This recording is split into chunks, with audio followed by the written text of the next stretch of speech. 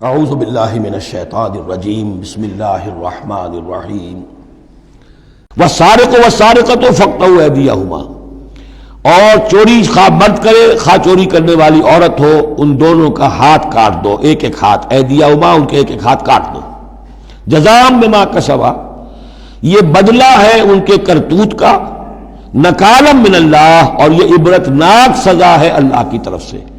اب دیکھیے یہاں میں مثال دیتا ہوں آپ کو اہل قرآن کی حکمت اور ان کی سمجھداری کی۔ غلام احمد پرویز صاحب کہتے ہیں کہ یہ جو ہے کہ ہاتھ کاٹ دو چور کا، اس کا مطلب ہے ایسا نظام بنا دو کہ چوری کی ضرورت ہی نہ پڑے۔ اچھا یہ تو ہم بھی چاہتے ہیں کہ نظام ایسا ہو، کفالت عامہ ہو، کوئی شخص مجبوراً چوری نہ کرے، اس لیے کہ اس کی کفالت کے لیے اگر موجود ہے، وہ ریاست جو ہے اس کی تمام بنیادی ضروریات کی وہ انڈر رائٹ کر رہی ہے، تو اسے چوری کی ضرورت نہیں ہے۔ ہم بھی چاہیں گے کہ یہ بات ٹھیک ہے، لیکن یہ کہ اس کا مطلب یہ ہے، یہ غلط ہے۔ لیکن قرآن کس طرح اپنی حفاظت کرتا ہے؟ ایسے نظام کا قائم کرنا عبرت ہوگی، ایسا نظام کا قائم کرنا ان کے کرتوتوں کی سزا ہوگی۔ قرآن مجید پر اس قسم کا باطل جو ہے حملہ آور نہیں ہو سکتا۔ دو الفاظ، فاقطعوا ایدیہما ان کے ہاتھ کاٹ دو، جزاء بما کسبا جو کمائی انہوں نے کی ہے اس کا بدلہ۔ اچھا جو کمائی انہوں نے کی اس کا بدلہ یہ ہے کہ اچھا نظام قائم کرو۔ نکالن، نکال کہتے ہیں کہ عبرتناک سزا، نکالن من اللہ، اللہ کی طرف سے عبرت کے لیے۔ اور یہ اسلام کے اندر جو تعزیرات ہیں اور حدود ہیں اور سزائیں ہیں، ان کے لیے لفظ نکال بہت اہم ہے۔ عبرتناک سزا، اگرچہ شہادت کا قانون بڑا سخت رکھا ہے، شبہ ہو تو ملزم کو چھوڑنے کی ہدایت ہے۔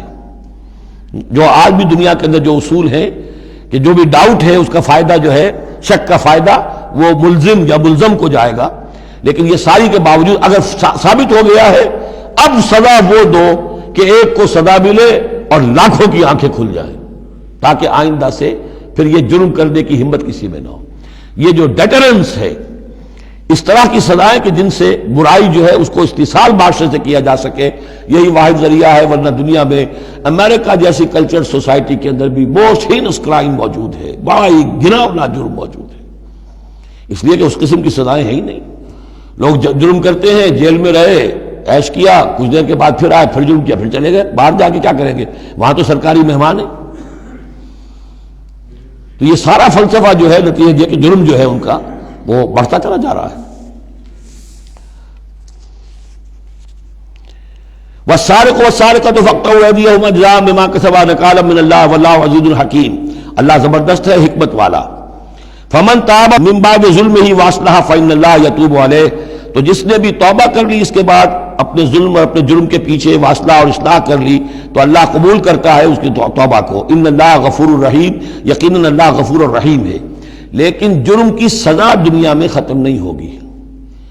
ایک جرم جو کیا ہے وہ جرم ہے دنیا کا، گناہ ہے اللہ کا۔ جرم کی سزا دنیا میں ملے گی، گناہ کی سزا اللہ نے دینی ہے، اس کو اللہ معاف فرما دے گا اگر توبہ کی ہے۔ اگر توبہ نہیں کی ہے تو پھر یہ کہ اس کی سزا بھی ملے گی۔ صدق اللہ العظیم۔